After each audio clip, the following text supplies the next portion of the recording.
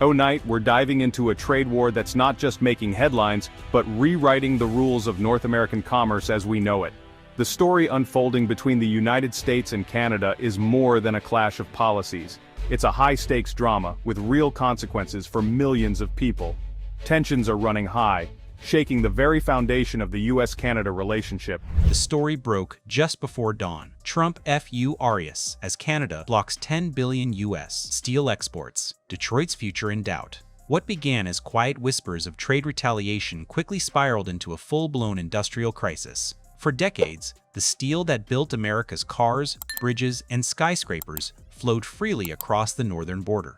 From the mills of Pennsylvania to the factories of Michigan, the US and Canada shared one of the most integrated supply chains in the world. But now, that lifeline has been severed, and the shockwaves are hitting Detroit hardest. The crisis traces its roots to the simmering trade war reignited earlier this year, when Washington reimposed heavy tariffs on Canadian aluminum and steel, citing national security concerns. Ottawa responded with surgical precision. Canadian officials had endured years of US tariff threats, from lumber to dairy, but this time they chose to strike back where it hurt. Using an emergency export control order, Canada announced a 90-day suspension of all steel imports and re-exports from the United States, citing market stabilization and domestic industry protection. In reality, it was retaliation, and it froze nearly $10 billion in steel shipments overnight. Almost immediately, the impact was felt across the Great Lakes region. Steel coils meant for Canadian auto assembly plants sat stranded on rail lines in Michigan and Ohio.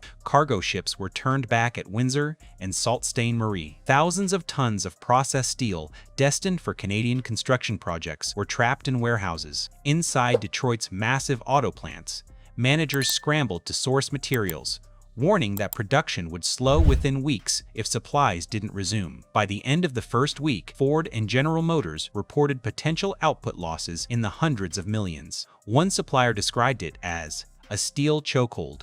The supply just stopped flowing. In Ottawa, the tone was defiant. Prime Minister Mark Carney defended the move as a necessary measure to counter what he called unjustified US aggression. Canada, he said, would not be treated like a junior partner. For too long, he told Parliament, Canadian industry has been used as collateral damage in American trade politics. Those days are over. The statement drew thunderous applause in the House of Commons and set off alarm bells in Washington. The White House issued an emergency statement within hours. This is an act of economic hostility, Trump declared. Canada has benefited from American steel, American markets, and American jobs. That ends today. Behind closed doors, however, US officials were panicking. Detroit's industrial ecosystem runs on an intricate web of cross-border steel flows. Roughly one-third of all steel used in Michigan's auto manufacturing is tied to Canadian imports or joint processed materials. A single stoppage can cripple production lines in days. The auto industry's just-in-time system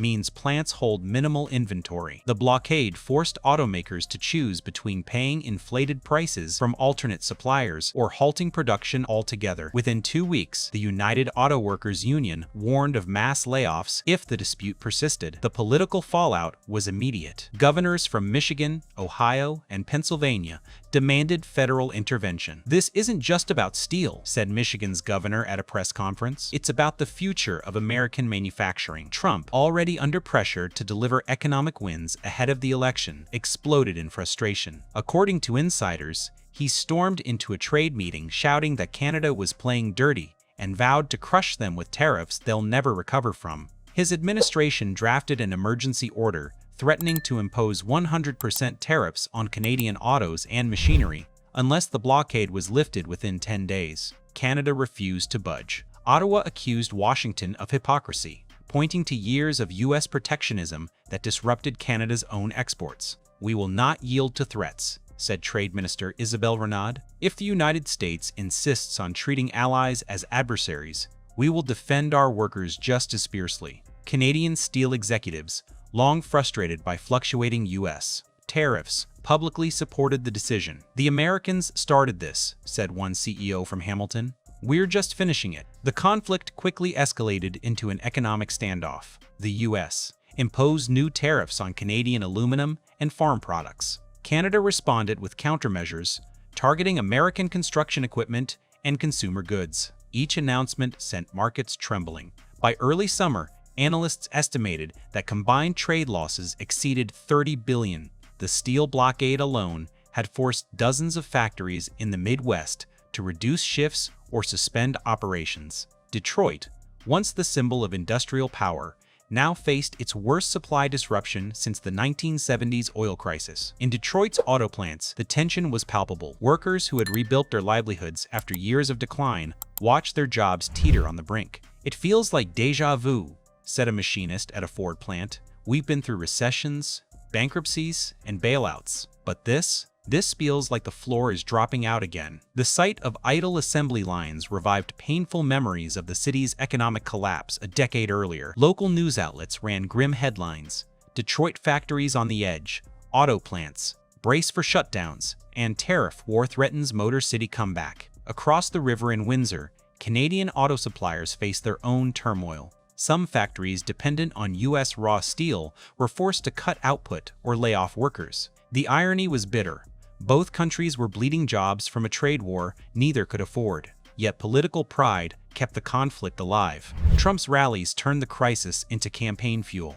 "They think they can bully us," he shouted to cheering crowds. "We'll bring steel home. We'll bring Detroit back." In Ottawa, Carney used similar language, portraying the standoff as a test of sovereignty. "We will not back down to American intimidation," he declared. The war of words hardened into policy gridlock. Behind the scenes, diplomats raced to find an off-ramp. Negotiators met secretly in New York and Geneva, exploring options for partial relief. Offered to lift some aluminum tariffs if Canada reopened steel imports under strict quotas. Ottawa countered with demands that Washington first repeal its national security justification, a clause Canada considered an insult to its alliance. Talks broke down within days. "We're speaking different languages," said one negotiator.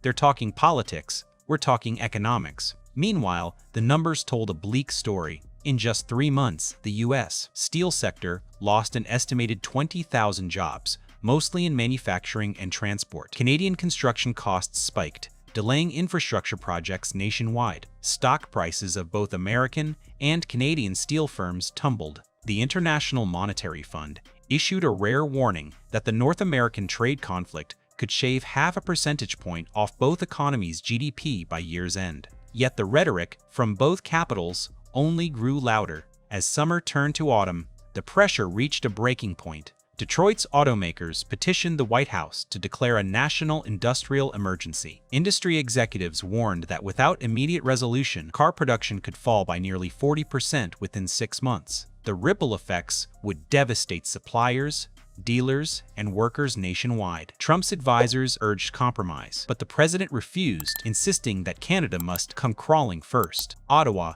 equally stubborn, framed the crisis as a moral stand, proof that Canada would no longer bow to American pressure. The stalemate stretched into its 4th month. Freight trains that once carried millions of tons of steel across the border now sat rusting on sidetracks. Port terminals on both sides of the Great Lakes turned eerily quiet. Economists began calling the conflict the Great Steel Freeze. In Detroit, layoffs became inevitable. Tens of thousands of workers were furloughed as plants scaled back production. Local businesses, diners, tool shops, logistics firms collapsed under the strain. The city, which had clawed its way back from bankruptcy, now faced another blow it might not survive. For ordinary citizens, frustration gave way to fatigue. Polls showed growing anger in both countries, with majorities demanding their leaders end the madness. But nationalism had dug too deep. Trump's administration accused Canada of conspiring with China to undermine U.S. manufacturing, a claim Ottawa dismissed as absurd. Canadian media mocked the U.S. president's threats as performative fury. The diplomatic frost was complete. By the end of the year, the cost was staggering. Analysts estimated that combined U.S.-Canada trade losses had surpassed $100 billion. Thousands of factories had shuttered temporarily or permanently. Economists warned that even if the blockade ended, rebuilding cross-border trust would take years. Detroit, once the emblem of American industry, stood as the symbol of collateral damage, a city punished by politics beyond its control. When history looks back, it may see the steel blockade not just as a trade dispute, but as a turning point. It revealed how vulnerable even the most advanced economies can be when pride replaces pragmatism. The 10 billion blockade became a mirror, reflecting two nations locked in a struggle for dominance, each unwilling to admit the simple truth: they need each other. The bridges that once carried commerce and cooperation now carry resentment. As snow falls over the empty loading docks of the Detroit River, one truth feels heavier than the steel that once crossed it. No matter who claims victory, both sides have lost.